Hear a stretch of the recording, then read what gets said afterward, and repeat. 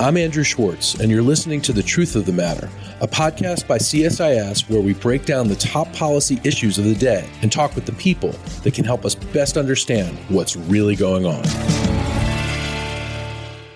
Here for a very special episode of The Truth of the Matter with my great friend Mark Penn, who is, of course, the CEO of Stagwell. He is the former CEO of Burson Marsteller, former CSO of Microsoft, former White House aide to President Clinton and to Hillary Clinton. Mark, welcome to the podcast. Thank you for having me, Andrew. So, Mark, you had a poll come out yesterday. Your Harvard Caps Harris poll came out yesterday. And you talked in this poll about the mood of the country, specifically the economic mood of the country. A lot of people are nervous right now. The stock market's up and down. Tariffs are being tossed around, of course. Some people understand it, some people don't. How can we make sense of this in terms of the polling numbers? Well, in terms of polling, I think you look at it and say that people think President Trump is doing a better job than President Biden. How much better? There's still some wait and see on various aspects of that job. For Trump, he's kind of getting the best ratings he's ever gotten, but those ratings are still around 50% approval, though he's got positive approval. And, our poll showed after he got elected, people are still a little negative on the country and the direction of the economy, but they're actually feeling better than they were under Biden. So there were a lot of Republicans and independents that were really negative. So the conditions have improved. He's doing what I'd say reasonably well. A lot of his policies are very popular, particularly his border policy, and particularly deporting illegals with criminal records is super popular. And on the economy, obviously, people are waiting to see. I don't see in the poll more or less nervousness about the economy than existed before. Some people saying things are getting a little worse, but not a large number. But, he was elected in part to bring down prices, and inflation remains the number one issue. Okay, so let's talk about that. Prices have not come down. People who are watching the stock market are really worried. That includes people in the corporate world, includes people with 401ks. Do you anticipate the economic numbers for Trump, the confidence in him dropping more? Has it dropped since you started polling at the beginning of his administration? I have never found that polling numbers correspond to the stock market. I have found that polling numbers correspond to the inflation rate and to the jobs numbers. But I have rarely found that if the stock market goes up or down, that has any impact on kind of traditional polling numbers across the public, even with expanded 401ks. It seems to me by the time you get to the stock market, you're already in the more elite group. And if you're in the more already elite group, you have your opinions kind of well set. A lot of what I've said is that the real swing vote in America is working class Hispanics. They have grown tremendously in the last few years. They really elected Trump. And they are actually the critical swing group that both parties should be vying for, although you can't really tell it from the way the Democrats seem to cater towards elites and college kids, and the Republicans tend to be oriented towards the white working class in Michigan and Wisconsin. So the real swing vote that changed 20 points in the election were actually the Latino vote that said, you know what, Joe Biden's not doing anything for me. I think maybe Donald Trump will. Has his poll numbers among Latino voters increased on the good side or bad? Has it stayed the same? We only have two polls, right? And so in the first poll, he got 52% approval. In the second poll, he got 49. Now, is that 49 a trend? Or is it within 3 points and really it's 51 and a 50 and a half? We don't really know that till we get a couple more months of polling data as to whether or not there's a trend or his is relatively stable. There's not a lot of change. There's 2 or 3 points change negatively in this poll compared to the previous month. But does it mean anything? Maybe not. 2 or 3 points of change is not really statistically significant. And we're going to have to see. He's said that he is going to set more definitive tariff policy this week. A lot of what Wall Street cares about is certainty. Like they don't really care if you're going to hit them over the head with a club. They just want to know which club. Yep. So we will see whether or not that inflames everything or, in fact, is successful at calming the markets. We're hearing a lot. People throw around the terms volatility. We're hearing people throw around the terms uncertain. You just mentioned them. What's the mood on prices and inflation? That I know is something that you pay a lot of attention to. Well, yeah, but the mood on prices and inflation is kind of, they were very high with Biden. The voters really haven't seen any change. I don't think that they're sitting there wildly impatient. I think the mood is, let's wait and see. He says he's got an economic policy that's going to bring down prices, bring down interest rates. I mean, gasoline, I think, is down. Eggs are coming down. Some of the prices are coming down. It's hard for anybody to get credit for that. This is not a poll where things are bubbling over. Things are much better than they were with Joe Biden. By 54%, they say he's doing a better job than Biden. Many of his policies have 70% of approval.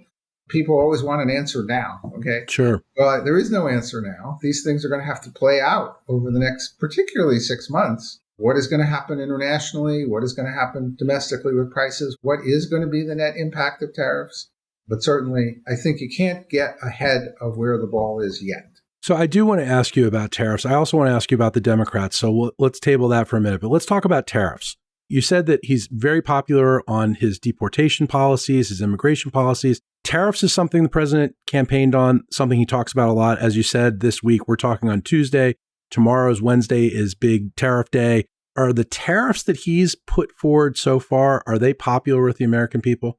The policy of immigration, popular. Policy of cutting back on government, popular. Policy on tariffs, people are not that favorably disposed towards Mexico. They are definitely not favorably disposed towards China. They're actually much more warm towards Canada, and so they don't lump all three of these countries. I think that the review on tariffs is mixed. They like the idea of reciprocal tariffs. They like the idea of, well, I suppose if they're putting a tariff on us, we should put a tariff on them. Because I think this beggar thy neighbor notion has really cut through, that America's been a sap. And I think to the extent that he is getting rid of the idea of America being a sap, I think that's popular. And again, let's not confuse, are there auto workers in Michigan who think these tariffs are good? Yes, absolutely.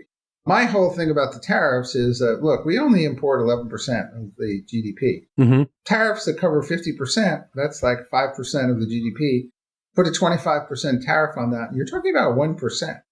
I mean, the IRA was a much bigger impact than these tariffs by far. And so the markets have way overblown, and everyone's way overblown the net impact because we are not an island nation. We don't actually import that much. We tend to import high labor-based finished goods, and we export soybeans and oil, right? We tend to actually export raw products. So I don't really think the economics of this has been studied. And then, is a tariff going to affect prices? Well, if it's inelastic good, if it's one for which there's no substitute, then yes. If it's an elastic good in which there's ready substitutes available, then that tax is actually going to be paid by those in the foreign nation or not at all. So we're really going to have to see. It's a lot more complex, I think, in the way this plays itself out. I don't think it's been well explained. And I think it hasn't been well explained because part of what Trump has been doing is psyching out the other nations and frightening them as much as possible to try to get concessions from them. And so in doing that, it also frightens out us because we don't know what's going on. Well, we're not supposed to know what's going on.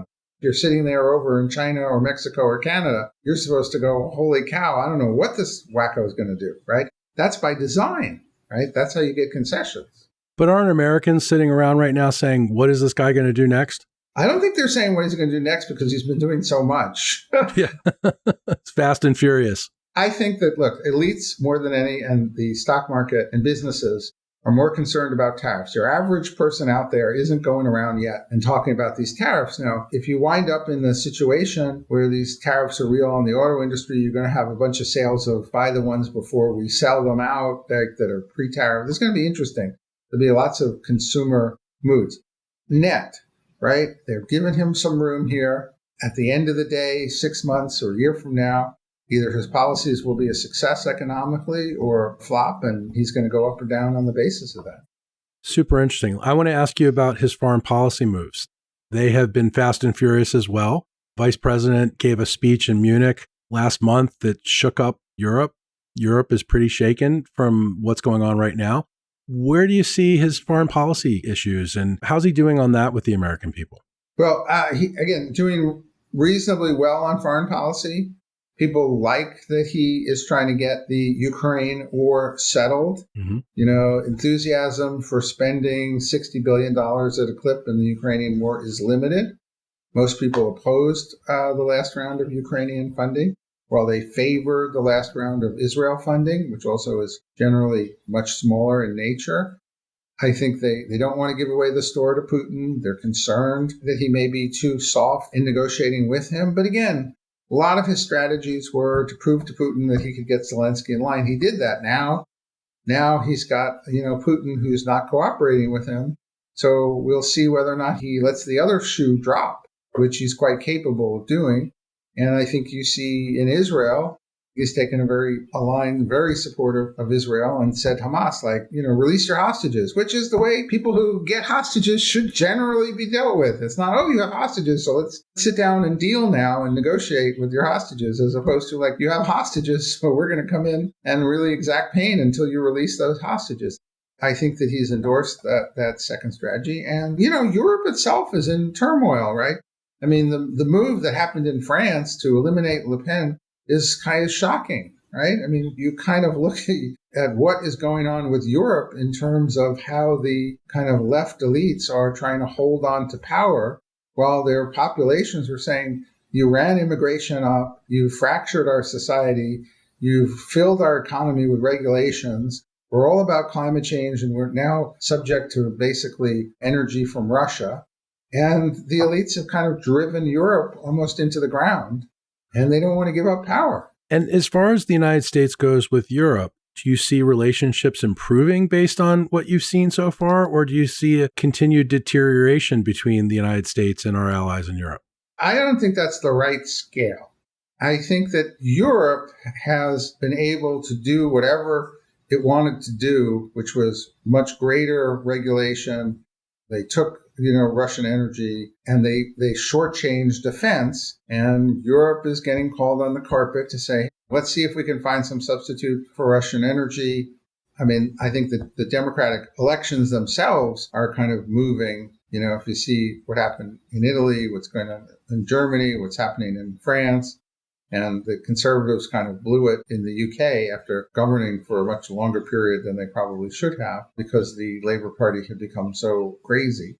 So I don't really view it that way. I view that he's resetting the relationship on fairer terms, and nobody likes that. But I don't think they're going to go start, we're really friends with China and Russia now. Sure. I don't think that's going to happen. I don't think he's taking it to that point.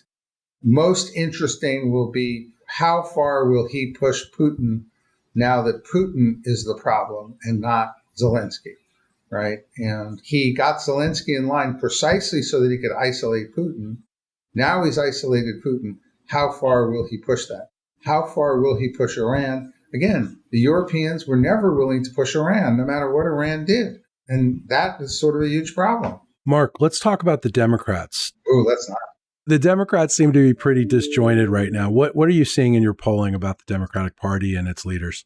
Well, look, when you're out of power, you're out of power. So that's usually very difficult for any party.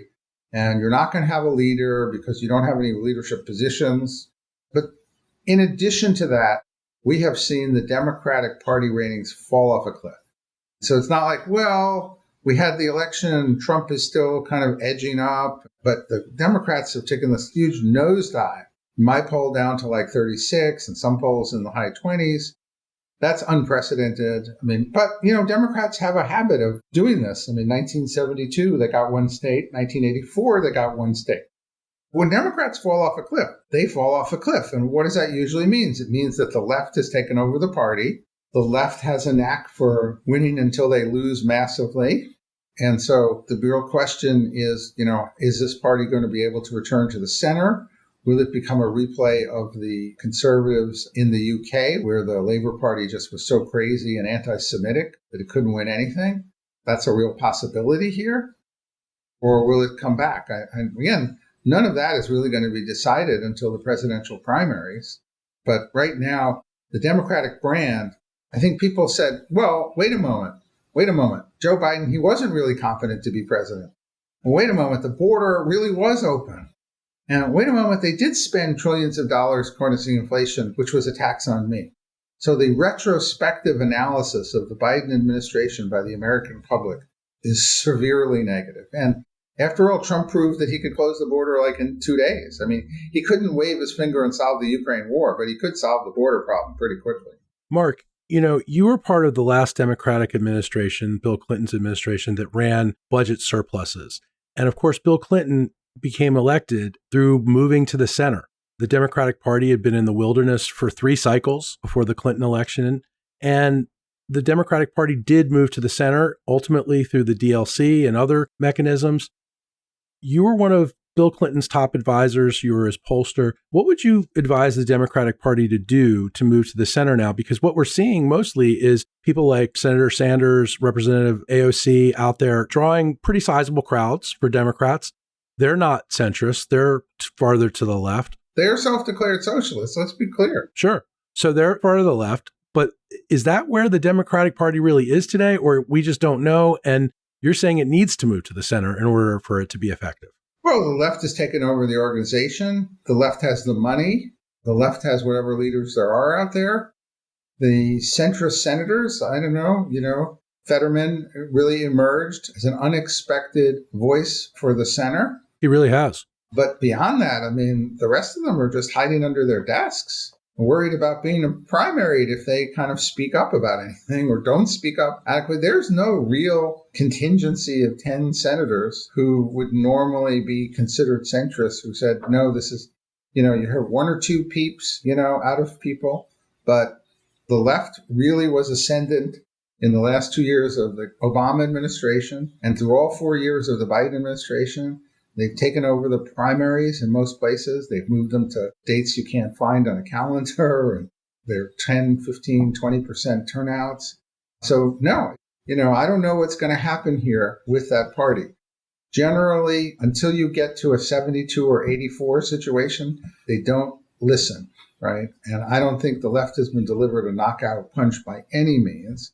And I don't think they're planning on it. I always thought the party was more likely to split. But really what happened was here, everybody in the party went along with the left. And that got Donald Trump elected twice. Interesting. Mark, I want to move on to something else that's very polarized, and that is the media landscape. This is something you study very closely, something I study very closely. How do you see news and the media landscape evolving from where it is right now in the next 5-10 years? And we know that it is so polarized. Cable news is polarized, but there's a disaggregation of news and a proliferation of news sites that are either on the right or the left. You sort of have pick your poison in terms of media. My late colleague, Senator Bill Brock, famously said, Americans no longer go to their favorite news organization to get news and information. They now go to get ammunition. How do you feel about the news landscape? Well, at Stagwell, we have what we call Future News Initiative. What I discovered is things like NewsGuard, and I saw another article on that today, really operated primarily as news censorship vehicles by demonetizing a lot of news with different political perspectives. I think it's very important to root that out and to eliminate the censorship and also to encourage companies to fully monetize news of different kinds, because otherwise, there's no support for quality journalism. And I think we're beginning to see some reset back to real journalism from advocacy journalism, because there has to be a difference between the editorial page and the front page. And journalists on the front page have really strayed, in some instances, quite considerably from a mandate of factual reporting to a mandate of very slanted analytical frameworks. And I think, again, there's some fighting back and forth. The New York Times doesn't seem to be changing much. The Washington Post has got to change or die. When you look at democracy may die, but I guess newspapers die without readers. And it kind of strayed considerably from its purpose. So look, I think oddly, the public has never been more informed. We've never had more people who read more news than now. I'm not worried about lack of information. Is quality journalism going to be supported? And is journalism going to be defined back to its core values, where you will ask whoever is president about their health and about their competency, and not decide to only ask some people about that, and not decide not to ask questions you don't want the answers to. Well, you mentioned that news organizations are going to need to figure out new ways to monetize. What are you talking about in that regard? How can they better monetize so they can support better journalism? I think the news readers are a good audience. I think that they have to go out and show news readers are better educated. They consume lots of content. They're information seekers. They actually are a very good target.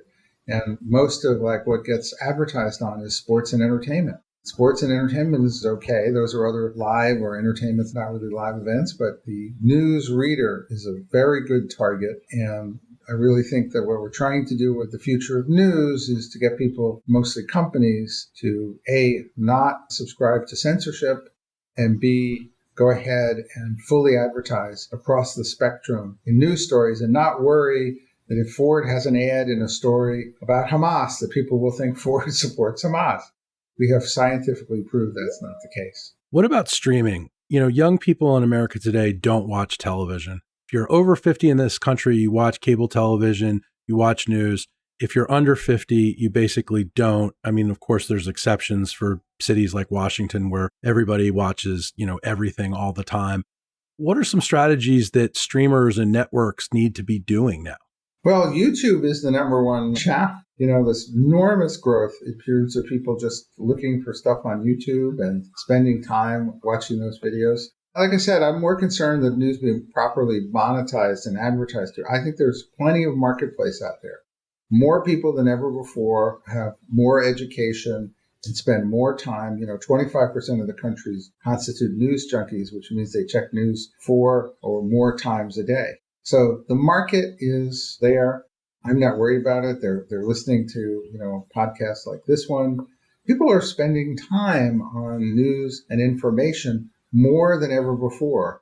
And that's why I think companies have to wake up and realize that they're very good targets for monetization. And that at the same time, the news media has to, rebalance some of its reporting to regain some public trust.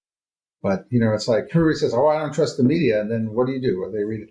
And of course, we really do have a problem with TikTok stuff because TikTok is, again, every time I run a study, and if I want to find people who are really misinformed, they're the people whose primary source of information is TikTok. Right. And young people increasingly are saying that that's one of their primary news sources. So that's got to be a problem. Well, it's a little bit frightening, yes. Mark, I really appreciate this. Thanks so much. Always interesting, always insightful. I always learn a lot when I talk to you. Really appreciate it. All right. Thank you, Andrew. If you enjoyed this podcast, check out our larger suite of CSIS podcasts. From Into Africa, The Asia Chessboard, China Power, AIDS 2020, The Trade Guys, Smart Women, Smart Power, and more. You can listen to them all on major streaming platforms like iTunes and Spotify. Visit csis.org/podcasts to see our full catalog.